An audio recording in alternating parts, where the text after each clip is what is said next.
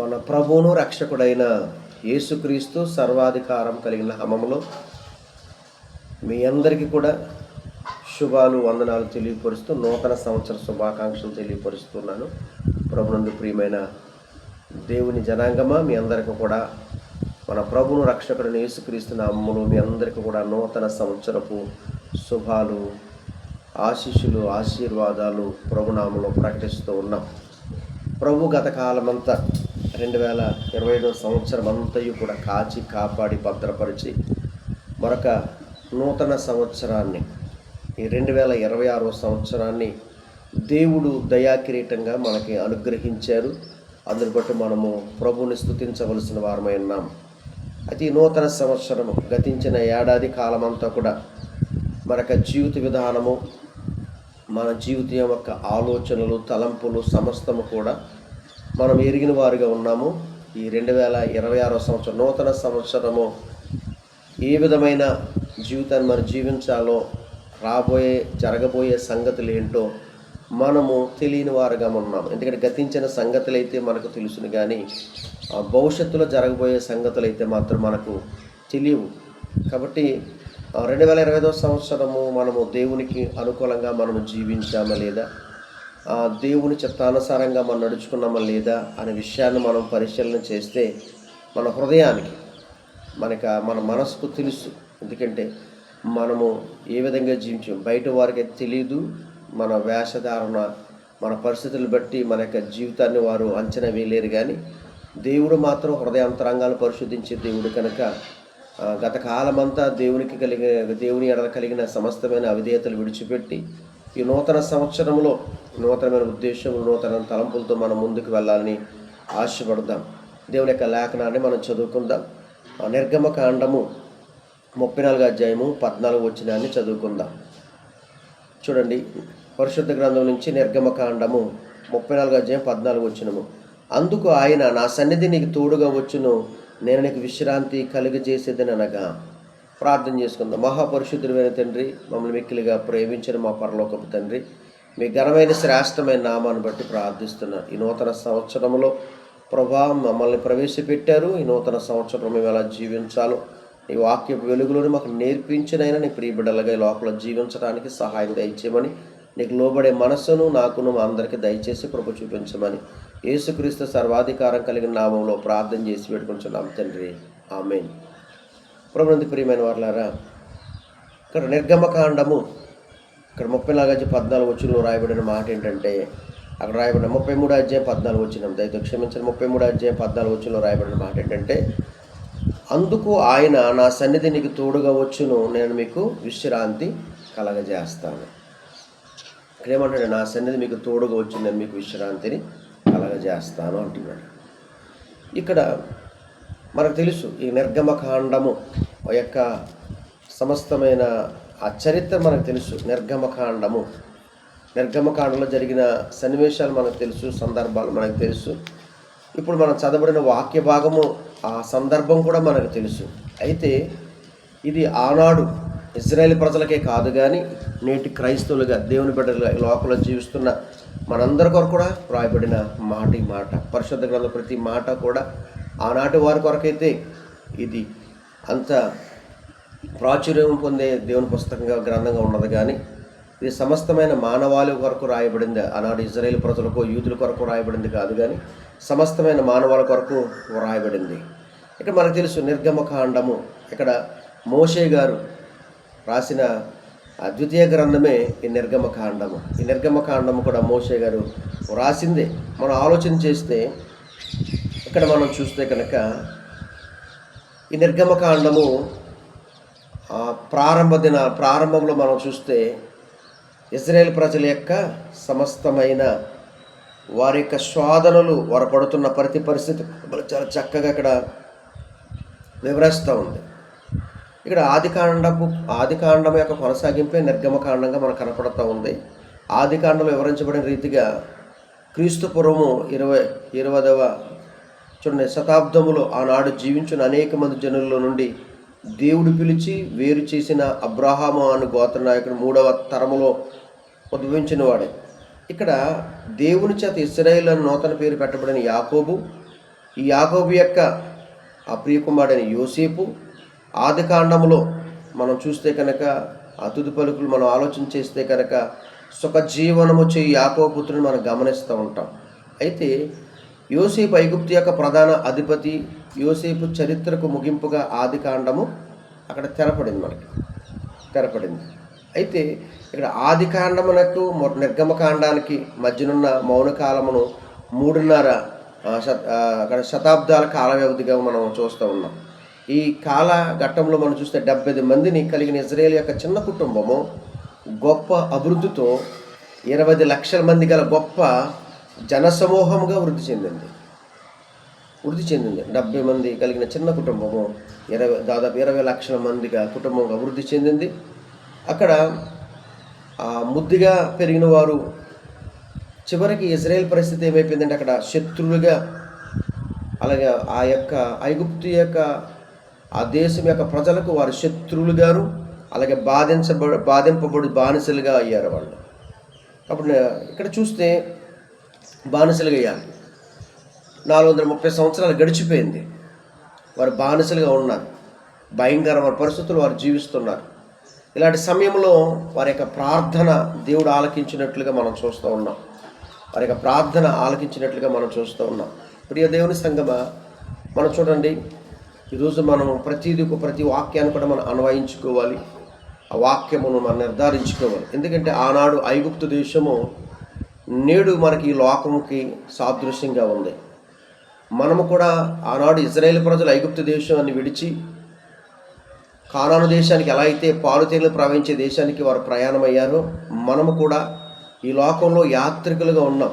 మనం కూడా ప్రయాణికులము, యాత్రికులము. మన దేశం ఇది కాదు, మన పరదేశులము. కాబట్టి మనం కూడా ఒకరోజు యాత్ర ముగించుకొని ఆ పరమ కానాను మనం చేరుకోవాలి.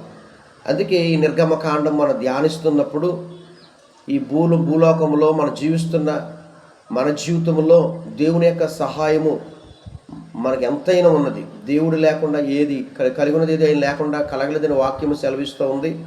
ఈరోజు మనము జీవిస్తున్న ఈ జీవితము, దేవుడు అనుగ్రహించిన ఈ యొక్క సంవత్సరాలు, ఈ ఆయుష్కాలము, ఆరోగ్యము దేవుడు మనకి ఆయన ఉచిత కృప చేత అనుగ్రహించి మనల్ని లోకం నుంచి వేరుపరిచి ఆయన యొక్క శిలువ రక్తాన్ని ప్రోక్షించి నీ కొరకు నా కొరకు కలవరిగులైన ప్రాణం పెట్టిన సంగతి మనము మరచిపోకూడదని మరొకసారి విధంగా మీకు తెలియపరుస్తూ ఉన్నాను. ప్రియులారా, ఆ మోషేని దేవుడు పిలిచాడు, మనకు తెలుసు. నిర్గమకాండ 3వ అధ్యాయము. నేను క్లుప్తంగా ముందుకు వెళ్ళడానికి, దీన్ని పరిచయం చేసి ముందుకు వెళ్ళడానికి ఇష్టపడతా ఉన్నాను. అక్కడ మిద్యాను అరణ్యంలో ఉన్న మోషేని దేవుడు పిలిచాడు, మాట్లాడారు. అనేకమైన సందేహాలు చెప్పి, అనేకమైన సాకులు చెప్పి మోషే తప్పించుకోవడానికి ప్రయత్నం చేసినప్పటికీ ప్రభు అద్భుతమైన కార్యాలు ఆయన పట్ల కనపరిచి ఆయన బలపరిచి ఆహారం తోడుగా ఇచ్చి నడిపించాడు. బలహీనంగా ఉన్న మోషే చేతిలో ఉన్న కర్రని ప్రభు అంటాడు కింద పడేయమన్నారు. పడేసిన వెంటనే అది పాము అవుతుంది. మళ్ళీ ఆ పామును పట్టుకోమంటే పట్టుకుంటాడు ఆయన. సో ఎన్నో అద్భుతమైన కార్యాలు జరిగించిన తర్వాత అలాగే మోషేకి ఒక నమ్మకాన్ని ప్రభు కలిగించి ఆయన తోడుగా ఉన్నాడని ఒక నమ్మకాన్ని కలిగించి ఫరో దగ్గర పంపించడం, మోషే ద్వారా 10 అద్భుతమైన కార్యాలు అక్కడ జరిగించడం, చివరికి ఫరో ఇజ్రాయేల్ ప్రజలని పంపించడానికి ఇష్టపడడం, ఆ పంపించిన వెనకాలే మళ్ళీ రథ సైన్యములు వేసుకుని వాళ్ళు వెంబడించడం, ఇజ్రాయేల్ ప్రజల యొక్క ప్రయాణంలో ఎదురుగా ఎర్ర సముద్రం, వెనకాల ఫరో సైన్యం రావడం, ఇలాంటి అక్కడ సందిగ్ధంలో మోషే పడడం. వెంటనే దేవుడు మోషే యొక్క వెన్నుతట్టి, ఇదిగో నువ్వు ఆలోచించొద్దు, ప్రార్థన చేయొద్దు, నీ చేతులు ఉన్నదై సముద్రం వైపు చాపమని చెప్పడం. ఆ సముద్రం వైపు చాపను వెంటనే ఆ ఎర్ర సముద్రము 2 పాయలుగా చేర్చబడడం, ఆ 2 పక్కల కూడా నీరు గోడలా కట్టబడడం, మధ్యన 6 నేల మీద వాళ్ళు నడవడం. వాళ్ళు నడక పూర్తయిన తర్వాత ఫరో సైన్యము సముద్రం మధ్యన వచ్చినప్పుడు మళ్ళీ ఆ 2 పాయలు కూడా కలిసిపోవడం, ఆ సముద్రం ఏకమవడం మనం చూస్తూ ఉన్నాం. అద్భుతాలు చేశాడు. ఇలాంటి అద్భుతాలు ఎన్నో చేసి దేవుడు తన ప్రజలు నడిపిస్తూ ఉన్నాడు. కాబట్టి ప్రియులను మనం ఆలోచన చేయాలి. చూడండి, దేవుడు నీ జీవితంలో నా జీవితంలో కూడా గత కాలంలో ఇంకా దేవుని యొక్క కార్యాలు జరగలేదని చింతించేవారుగా, దేవుడిని నిందించేవారుగా మనం ఉండకుండా దేవుడు మన జీవితంలో చేసిన అనేకమైన కార్యాలు మనం జ్ఞాపకం చేసుకోవాలి. ఆయన ఎన్నో మరణకరమైన వ్యాధుల నుంచి దేవుడు మిమ్మల్ని నన్ను స్వస్థపరిచాడు. ఎన్నో భయంకరమైన ప్రమాదాల నుంచి దేవుడు మనల్ని విడిపించాడు. చూడండి, నివసించడానికి గృహాలు ఇచ్చాడు, ఆయన ధరించడానికి వస్త్రాలు ఇచ్చాడు, తినడానికి ఆహారం ఇచ్చాడు. ఆహారం ఇచ్చి ఈ లోకంలో మనకు గొప్ప రక్షణ ఇచ్చి ఆయన ఈ లోకానికి వచ్చి ఆయన స్వరక్తాన్ని, పరిశుద్ధమైన రక్తాన్ని చిందించి మన పాపక్షమాపరితమైన శిలువ మీద వేలాడి తన ప్రాణాన్ని పెట్టి ఇక్కడ 40 దినాలు 500 పైకి చిలుకు మనకి కనిపించి 40 దిన ఆరోహణమయ్యి నేను మళ్ళీ రాబోతున్నాను ఏ రీతిగా ఆయన అయితే మధ్యాకాశానికి వెళ్ళాడు అదేవిధంగా మధ్యాకాశానికి వస్తాను వాగ్దానం చేసి త్వరగా ఆయన రాబోతూ ఉన్నాడు. అది లోకంలో మన ప్రయాణం యాత్రికులుగా ఉన్నాం, ప్రయాణం చేస్తూ ఉన్నాం. మరొక సంవత్సరపు మైలేజ్ దేవుడు మనకి ఇచ్చాడు. అయితే మనం ఇక్కడ చూస్తే ఇక్కడ సంభాషణ మనం చూస్తే కనుక మనం 33 అధ్యాయం 14 వచనం చదివాం. 15 వచనం చూస్తే మోషే అంటున్నాడు, నీ సన్నిధి రాని ఎడల ఇక్కడ నుండి మమ్మల్ని తోడుకొని పోకము. ఇది చాలా ప్రాముఖ్యమైన మాటగా మనకు కనపడుతూ ఉంది. అంటే ఇక్కడ మాటకి అర్థం ఏంటంటే మానవుడు దేవుని మీద ఆధారపడి జీవించవలసిన వాడు. గుర్తుపెట్టుకోండి, నువ్వు ఎలాంటి పరిస్థితుల్లో ఉన్నా, ఏ స్థితిలో ఉన్నా కానీ నువ్వు మానవుడు, దేవుని చేత నిర్మించబడిన వాడు. ఈ మానవులందరూ కూడా దేవుని మీద ఆధారపడి జీవించవలసిన వారే. అయితే ఇక్కడ మోషే అంటారు, ఈ కానాను దేశము నీ సన్నిధి మాతో కనుక రాకపోతే చూడండి మాకు ఆ దేశం వద్దు, మమ్మల్ని అక్కడ తోడుకొని వెళ్ళొద్దు అంటాడు. ఇక్కడ దేవునికి స్తోత్రం కలుగును గాక. హల్లెలూయా. చాలా ప్రాముఖ్యం అన్నమాట. ఇక్కడ నా సన్నిధి మీకు తోడుకు వచ్చినంటే 26 అక్కడ లేవికాండం 26 అధ్యాయం 12 వచనంలో రాయబడిందంటే లేవికాండంలో 26 అధ్యాయంలో ఒక చక్కటి మాట రాయబడింది. ప్రియులారా, వాక్యం తీసి చూడండి. లేవికాండంలో మనం చూస్తే కనుక ఒక చక్కటి మాట అక్కడ రాయబడింది. లేవికాండంలో 26 అధ్యాయము 12 వచనాన్ని మనం అక్కడ చదివితే కనుక, నేను మీ మధ్య నడిచేదను, మీకు దేవుడయ్యుందును, మీరు నాకు ప్రజలయ్యుందును. నా సన్నిధి మీకు తోడుకు వచ్చినంటే ఏంటి? దేవుడు ఆయన మీ మధ్య నేను నడుస్తాను, మీ మధ్యన ఉంటాను, మీకు నేను దేవుడినై ఉంటాను, మీరు నాకు ప్రజలై ఉంటారు. ఇది దేవుడి సన్నిధి. అక్కడ మోషే గారికి దేవునికి కలిగిన తర్కం ఏంటంటే, నా సన్నిధి మీకు తోడుకొచ్చాను. సన్నిధి తోడుకొచ్చుంటే దేవుడు మనతో వస్తాడు, మనతో ఆయన నడుస్తాడు, ఆయన మనతో నడుస్తాడు ఆయన. కాబట్టి ఇక్కడ ఆయన అంటే నా సన్నిధి మీకు తోడుకొచ్చు. ఒకవేళ నీ సన్నిధి రాని ఎడల అంటే నీవు మాతో రాని ఎడల, గుర్తుపెట్టుకోండి, ఈ ప్రయాణము దేవుడు వాగ్దానం చేసి ఆ వాగ్దాన దేశానికి పంపిస్తూ ఉన్నాడు. అది పాలు తేనెలు ప్రవహించే దేశము. ఆ దేశానికి వెళ్ళేటప్పుడు మా అరణ్య మార్గంలో చూడండి ప్రజల యొక్క అవిధేయతను బట్టి దేవునికి కోపం వస్తుంది. మరి 33 అక్కడ అధ్యాయం అంతా తెలిసి జరిగిన సంఘటన మనకు తెలుసు. అయితే ఇక్కడ దేవుడు ఏమంటున్నాడంటే నా సన్నిధి మీకు తోడు. ఒకవేళ రాకపోతే ఎక్కడ నేను మమ్మల్ని పంపించుకుంది తోడుకు పంప. ఎందుకంటే అరణ్యంలో దేవుడు వారితో ఉన్నాడు. ఏమండి, దేవుడు ఉన్నాడు అక్కడ. కాబట్టి మాకు నువ్వు లేని ఆ పాలు తేనెలు ప్రవహించే దేశము మాకు వద్దు అన్నాడు ఇక్కడ. నువ్వు లేని ఆ పాలు తేనెలు ప్రవహించే దేశము మాకొద్దు, నువ్వున్న ఈ అరణ్యమే మాకు మేలు. అరణ్యమైన దేవుడు వారితో ఉంటున్నాడు కాబట్టి అది మేలు అంటున్నాడు. కాబట్టి ఇక్కడ దేవుడు మన ప్రయాణంలో, మన జీవిత ప్రయాణంలో దేవుడు మన మధ్యన ఉండాలి. అది ఆశపడుతున్నాడు దేవుడు. నువ్వు అనుకుంటున్నావు ఒంటరిగా నేను ప్రయాణం చేస్తూ ఉన్నాను, ఒంటరిగా నేను కష్టపడుతున్నాను, ఒంటరిగా నేను బ్రతుకుతున్నాను, ఒంటరిగా నేను సంపాదించుకుంటున్నాను అంటున్నా. కాదు, ఆయన అంటున్నాడు నా సన్నిధి మీకు తోడుగా ఉంది. అంటే దేవుడు మన మధ్యన ఉన్నాడు, మనం దేవుని ప్రజలుగా ఉన్నాం, ఆయన మనకు దేవుడుగా ఉన్నాడు, ఉండి మనల్ని నడిపిస్తూ ఉన్నాడు. ఆనాడు ఇజ్రాయేల్ ప్రజలు అడ్డుగా ఉన్న ఎర్ర సముద్రాన్ని చీల్చి ఎలాగైతే ఆయన వారు నడిపించారు, సురక్షితంగా నడిపించాడు, అలాగే మనకు ఉన్న అడ్డులు ఆటంకాలు తొలగించి భయంకరమైన సమస్యల నుంచి, ఇబ్బందుల నుంచి మనం విడిపించి ఆయన మనం ముందు కొనసాగిస్తున్న విధానాన్ని బట్టి మనం ప్రభుని స్తుతించవలసిన వారు ఉన్న ప్రియ దేవుని సంగమ. కాబట్టి ఇక్కడ ఆయన అంటున్నాడు బట, ఇక్కడ మనం మోషే వారు తెలియపరిచిన మాటలు బట్టి మనం జ్ఞాపకం చేసుకోవాల్సింది ఏంటంటే మనము దేవుని మీద ఆధారపడవలసిన వారమై ఉన్నాము. దేవునికి స్తోత్రం. హల్లెలూయా. మనము దేవుని మీద ప్రతి మానవుడు కూడా దేవుని మీద ఆధారపడి జీవించవలసిన వాడే అనే విషయాన్ని మనం చాలా జాగ్రత్తగా గమనించాలి. ప్రతి ఒక్కరము కూడా దేవుని మీద ఆధారపడి జీవించాలి. దేవుడే మనకి ఆధారము. మనకి దేవుడే ఆధారం కనుక ప్రియులారా, ప్రతి ఒక్కరు కూడా దేవుని మీద ఆధారపడడం అనేది మనము నేర్చుకోవాలి. కాబట్టి దేవుని మీద ఆధారపడడం, కాబట్టి మానవుడు దేవుని మీద ఆధారపడి జీవించవలసిన వాడు. కాబట్టి మనం ప్రతి విషయంలో కూడా దేవుని మీద మనం ఆధారపడి జీవించవలసిన వారుగా ఉండాలని దేవుని యొక్క లేఖనము తెలియపరుస్తూ ఉంది. దేవుడి మీద మనం ఆధారపడాలి. దినవృత్తాంతాలు 2వ గ్రంథము 20:12 మనం చూస్తే, రాయబడిన లేఖనం చూస్తే కనుక,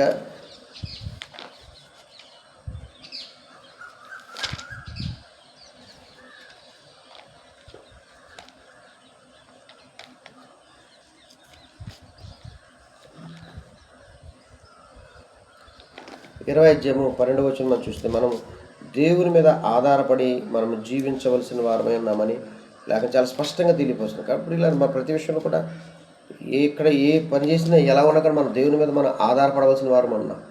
ఇక్కడ అంటున్నాడు 20:12 మా దేవా, నీవు వారికి తీర్పు తీర్చవా? మా మీదకి వచ్చి గొప్ప సైన్యంతో యుద్ధము చేయుటకు మాకు శక్తి చాలదు, ఏమి చేయుటకును మాకు తోచదు, నీవే మాకు దిక్కని ప్రార్థన చేసింది. గుర్తుపెట్టుకోండి, ఇక్కడ యెహోషాపాతు చేస్తున్న ప్రార్థన మనం ఆలోచించాలి. ఇక్కడ యెహోషాపాతును మోయలు ముట్టడి చేయడానికి వచ్చినప్పుడు ఇక్కడ చూడండి, అక్కడ ప్రార్థన చేస్తూ ఉన్నాడు. కాబట్టి ప్రియులారా, మనం ఆలోచించాలి. ఇక్కడ మోయాబీలు, అమ్మోనీయులు, ఎమోనీయులు అందరూ కూడా దండెత్తి యెహోషాపాతు మీదకి వచ్చినప్పుడు యెహోషాపాతు చేస్తున్న ప్రార్థన మనం ఆలోచించాలి. ఇక్కడ అంటే దేవుడే మనకు ఆధారం, మనం గుర్తుపెట్టుకోవాలి. మాకు శక్తి చాలదు, మా మీదకు వచ్చి గొప్ప సైన్యంతో యుద్ధం చేయడం మాకు శక్తి చాలదు. మనకు ఎదురవుతున్న సమస్యల మీద, అలాగే పరిస్థితుల మీద మనము యుద్ధం చేయడానికి, వాదించడానికి మనకి శక్తి చాలదు. అందుకే చాలా చక్కగా ప్రార్థన చేస్తున్నాడు యెహోషాపాతు. ఏంటంటే, ఏమి చేయటకు మాకు తోచదు. చాలా పరిస్థితులు, ఏమి తోచని పరిస్థితులు, ఏం చేయాలో అర్థం కాని పరిస్థితుల్లో ఒకసారి మనకు ఎదురవుతూ ఉంటాయి. ఒక్కసారి సమస్యలు ఆ విధంగా వస్తూ ఉంటాయి. అన్ని ఉప్పెనగా ఒకేసారి పొంగి మీద పడుతూ ఉంటాయి. ఆలోచించడానికి కూడా అవకాశం ఉండదు, ఏం చేయాలో నిర్ణయించుకోవడానికి అవకాశం ఉండదు. అలాంటి పరిస్థితి ఒక్కసారి యెహోషాపాతు మీదకి వచ్చిందన్నమాట. వాళ్ళందరూ కూడా ముట్టడి చేశారు, ఒక్కసారిగా ముట్టడి చేశారు. అండ్ 3 రకాల ప్రజలు, 3 రకాల జనాంగాలు, 3 రకాల రాజ్యాలు ఒక్కసారిగా యెహోషాపాతు దండెత్తి వచ్చినప్పుడు అతను ప్రార్థన చేస్తూ ఉన్నాడు అన్నమాట. అతను ప్రార్థన చేస్తాను, నీవే మాకు దిక్కని అతను ప్రార్థన చేశాడు. అంటే సమస్తమైన మానవాళికి కూడా దేవుడే దిక్కు, సమస్తమైన మానవాళికి దేవుడే దిక్కు. కాబట్టి 2025 సంవత్సరం మరి మీ యొక్క జీవిత ప్రయాణం ఎలా ముందుకు సాగిందో, సమస్త మీరు దేవుడు ఈ నూతన సంవత్సరంలో అయితే మనము దేవుణ్ణే దిక్కుగా చేసుకుని ముందుకు వెళ్ళవలసిన వారమైనా, దేవుడే మనకు ఆధారంగా చేసుకోవాలి అన్నాడు. యెహోషాపాతు ప్రార్థన దేవుడు ఆలకించాడు. యెహోషాపాతు ఎవరి మీద ఆధారపడ్డాడు? దేవుడి మీద ఆధారపడ్డాడు. పిల్లలు, అతను ఒక రాజు, అతనికి మంత్రులు ఉన్నారు, సైన్యం ఉంది, సైన్యాధిపతులు ఉన్నారు. యుద్ధానికి సిద్ధపడాలి. కానీ అతని యుద్ధానికి తన యొక్క అందుకే ఆ శక్తి మీద, తన బలం మీద ఆధారపడాల, దేవుని ఆత్మ మీద దేవుని యొక్క ఆత్మ కార్యాల మీద, దేవుని మీద ఆధారపడ్డాడు. అందుకే అతను ఉపవాసం ఉండి ప్రార్థన చేశాడు. ప్రార్థన చేసి అడుగుతున్నాడు, అయ్యా నాకు సహాయం దయచేయండి. 25 యెహోషాపాతు యెహోవా మందిరం కొత్తశాల ఎదురు సమాజంగా కూడి యోధా యెరూషలేము మధ్య నిలబడి ప్రార్థన చేస్తూ ఉన్నాడు. శత్రువులు దండెత్తుతున్నప్పుడు ప్రార్థన చేస్తున్న మన పరిస్థితులు వ్యతిరేకంగా భిన్నంగా ఉన్నప్పుడు మనం చేయవలసింది ఏంటంటే ప్రార్థన చేయాలి, భయపడకూడదు. ఇక్కడ యెహోషాపాతు ఏం చేస్తాడంటే ప్రార్థన చేస్తున్నాడు. ఒక్కసారిగా 3 రాజ్యాలు, ఆ రాజులు ఒక్కసారిగా యెహోషాపాతు దండెత్తి వస్తున్నప్పుడు, యుద్ధం ప్రకటించినప్పుడు యెహోషాపాతు ఏం చేస్తాడు? ప్రార్థన చేస్తున్నాడు, మాకు నీవే దిక్కని ప్రార్థన చేస్తున్నాడు. కాబట్టి 2025 సంవత్సరంలో ఎన్నో పోరాటాలు మీ జీవితంలో జరిగి ఉండొచ్చు, ఎన్నో శ్రమల గుండా మీ జీవితం వెళుతూ ఉండవచ్చు, ఎన్నో అనారోగ్యాలు మేము కృంగదీసేయేమో, ఆర్థికమైన పరిస్థితులు, పిల్లల యొక్క జీవితాల్లో, కుటుంబ జీవితాల్లో, ఇలా వ్యాపారాల్లో కానీ సేవా జీవితంలో కానీ ఎన్నో సమస్యలు కూడా మీరు వెళ్తూ ఉండొచ్చు. అయితే నూతన సంవత్సరంలో దేవుని యొక్క వాక్యం మనతో మాట్లాడుతుంది ఏంటంటే, ఆయన మీద ఆధారపడి జీవిస్తే 2025 సంవత్సరం ఎన్నో సొంత నిర్ణయాలతో ఎన్నో నిర్ణయాలు తీసుకుని ఉండొచ్చు. సొంత నిర్ణయాలు దేవునికి అనుగుణంగా కాకుండా, దేవుని మీద ఆధారపడకుండా, దేవుని యొక్క చిత్తమేంటో తెలుసుకోకుండా మీ ఇష్టానుసారంగా, మీ చిత్తానుసారంగా నిర్ణయాలు తీసుకుని నష్టపోయి ఉండొచ్చు, దుఃఖాన్ని, బాధను అనిపిస్తుండొచ్చు. కానీ ఈ నూతన సంవత్సరంలో యెహోషాపాతును మీరు జ్ఞాపకం చేసుకోండి. అలాగే మన ముఖ్య వాక్య భాగమైన ఆ యొక్క మోషే గారు అంటున్నాడు, నీ సన్నిధి మాకు తోడుగా రాకపోతే కనుక మేము ఎక్కడికి వెళ్ళాం. ఎందుకంటే దేవుడు లేకపోతే మన జీవితంలో అపజయమే. దేవుడు మనతో ప్రయాణం చేయకపోతే, ఆయన అంటున్నాడు, ఇదిగో నేను మీ దేవుడినై ఉంటాను, మీ మధ్య నేను నా ప్రజల మధ్య ఉంటాను అంటున్నాడు. ఆయన కనుక మన మధ్యన లేకపోతే, మన దేవుని ప్రజగా ఉండకపోతే, ఆయన మన దేవుడిగా ఉండకపోతే కనుక మన జీవితంలో అన్నీ కూడా అపజేయాలి. తాత్కాలికంగా ఇవన్నీ ఆర్భటాలు కనిపిస్తూ ఉండొచ్చు, మీకు కలిగిన సమస్తం కూడా మీరు చూస్తుండొచ్చు. కానీ ఇవన్నీ కూడా ఒక రోజున తేలిపోతాయి. ప్రియులారా, గుర్తు చేసుకోండి, జ్ఞాపకం చేసుకోండి. వారు చాలా ఆర్భాటంగా సీనాయి పర్వతం మీద మోషే గారు వెళ్ళినప్పుడు ఇశ్రాయేల్ ప్రజలందరూ కూడా చూచి ఇదిగో మమ్మల్ని ఐగుప్తు దేశం నుంచి నడిపించిన వాడు మోషే ఏమాడు మాకు తెలియదు, కాబట్టి మాకు ఒక ఆకారం కావాలి, మాకు దేవత కావాలి, దేవుడు కావాలన్నా. చూడండి, అహరోను అక్కడ నివారించవలసింది, నిలబడితే దేవుడే కార్యం చేసి ఉండేవాడు. నిలబడకుండా వారికి భయపడి, ఆ జనంగా 1,00,000 మందికి భయపడి అక్కడ అహరోను వారు సమ్మతించి వారికి సలహా ఇస్తాడనమాట. మీ దగ్గర ఉన్న బంగారం అంతా తీసుకురండి, ఆ చెవుల్లో, ముక్కుల్లో, చేతుల్లో అన్న సంవత్సరం బంగారం తీసుకొచ్చి ఆ పోత వేసి ఒక దూడం చేస్తే వారే అక్కడ ఐగుప్తు దేశం తీసుకొచ్చారని చెప్పి వారికి మొక్కుతూ ఉన్నారు. పిల్లలు, ఎంత దౌర్భాగ్యమైన పరిస్థితి ఈరోజు. దేవుడిచ్చింది అనుభవిస్తూ, దేవుడిచ్చింది తింటూ, దేవుడిచ్చిన ఉద్యోగంలో కొనసాగుతూ, దేవుడిచ్చిన సేవ చేస్తూ, దేవుడిచ్చిన ప్రతి పరిస్థితి చేస్తూ దేవుడికి మహిమ చెల్లించుకుంటూ ఈరోజు ఎంతమంది అలా జీవిస్తూ ఉన్నారు. దేవుడు చేసిన మేలులు ఏమాత్రం కూడా దేవునికి యోగ్యకరమైన స్తుతి అర్పణలు అర్పించకుండా, కృతజ్ఞతాస్తుతులు చెల్లించకుండా చాలామంది మేలులు పొందుతారు. కనీసం కృతజ్ఞత ప్రార్థన కూడా పెట్టుకోరు. దేవునికి సాక్ష్యం కూడా చెప్పుకోవాలని దుస్థితులు చాలామంది ఉన్నారు. ఎన్నో మేలు పొందిన వారు దేవుని మహింపరచలేని పరిస్థితులు ఉన్నారు. ప్రియులారా, ఎర్ర సముద్రం పాయలుగా చేసి ఆకాశాన్ని మన్నాను కురిపించి బండించి శ్రేష్టమైన నీరిచ్చిన ఆ దేవుణ్ణి విడిచిపెట్టి స్వాస్థంగా పాలుతీనులు ప్రపంచ దేశానికి బానిసత్వం నుంచి విడిపించి, వారి యొక్క బంధకాల నుంచి విడిపించి, వారి దుఃఖాన్ని తుడిచి చక్కగా ఉదయం సాయంకాలం వారికి ఆహారం సిద్ధపరుస్తూ, నీటిని సిద్ధపరుస్తూ, పగలు మేఘస్తంభంగా, రాత్రి అగ్నిస్తంభంగా ఉండి వారు నడిపిస్తూ, శక్తిన వేగంగా వారి గుండి నడిపిస్తూ కాస్తున్న దేవుణ్ణి వారు విడిచిపెట్టి వారు వేరే మార్గాన్ని వెళ్ళినట్టుగా మనం చూస్తూ ఉన్నాం. అయితే మన పరిస్థితి ఎలా ఉందో ఒకసారి ఆలోచన చేయండి.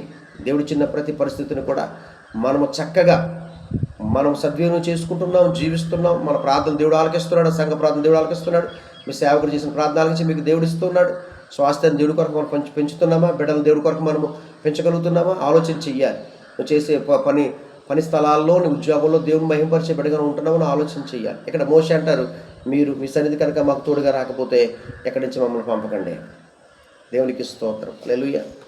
కాబట్టి నూతన సంవత్సరంలో మీరు ఒక బలమైన తీర్మానం చేసుకోవాల్సిన వారుగా ఉన్నారు. ప్రభా, నీ సన్నిధి అంటే దేవుడి సన్నిధి అంటే దేవుడు రాకపోతే ఆ పాలు తేనెల దేశం కూడా, ఆ కానాను దేశం కూడా వ్యర్థమే అంటున్నాడు. ఇక్కడ దేవుని జీవితంలో లేకపోతే నీ ఎంత ఆస్తుపాస్తులు ఉన్నా, ఎంత పరిస్థితులు ఉన్నా నీ జీవితం వ్యర్థమవుతుంది. కనుక ఈ నూతన సంవత్సరంలో దేవుని సన్నిధి తోడుగా ఉండే కృప నాకు ఈ ప్రభు అని ప్రార్థన చెయ్యి. అప్పుడు నీ జీవితంలో గొప్ప ఆశీర్వాదాలు వస్తాయి. దేవుడి సన్నిధి మనం తోడుగా ఉంటే కనుక ఎటువంటి ఆశీర్వాదాలతో నింపుతాడో మనం తదుపరి ఎపిసోడ్లో మనం జ్ఞాపకం చేసుకుందాం.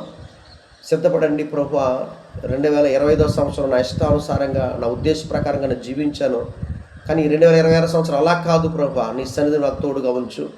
నువ్వు మాకు ప్రభా, నువ్వు దేవుడిగా ఉండు. నేను మీ ప్రజలుగా ఉంటా. మీరు మా మధ్యన నివసించండి, మా కుటుంబ మధ్యన ఉంచండి. మీరు మా కుటుంబ మధ్యన ఉండండి, మా వ్యాపారంలో ఉండండి, మా యొక్క సేవ పరిచయలో ఉండండి ప్రభా. మాతో ఉండి నడిపించు ప్రభా. ఎప్పటికప్పుడు నీ చిత్తాన్ని మాకు బయలుపరచు ప్రభా అని ప్రార్థన చేసుకుందాం. తల వంచండి, ప్రార్థన చేసుకుందాం.